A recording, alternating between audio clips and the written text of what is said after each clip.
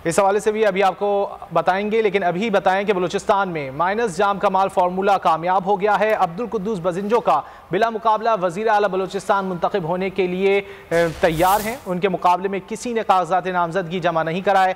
तमाम मामलात में चेयरमैन सेनेट सादिक संजानी ने अहम किरदार अदा किया। नए वज़ीर आला आज शाम 4 बजे हल्फ उठाएंगे।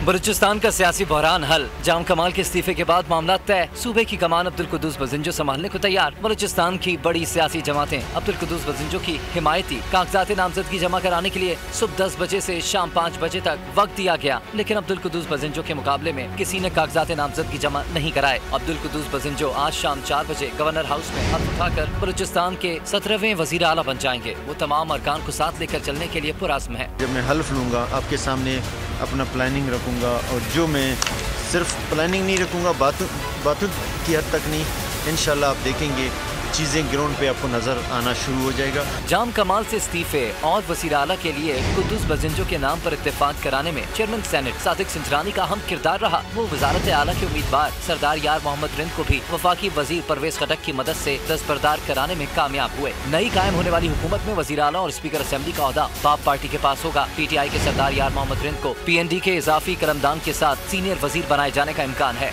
नए कायदे अवाम के लिए नई काबीना की तश्कील अहम चैलेंज होगा। इस हवाले से भी सादिक संजरानी का अहम किरदार होगा। सब्सक्राइब करें और बेल दबाएं ताकि कोई खबर रह न जाए।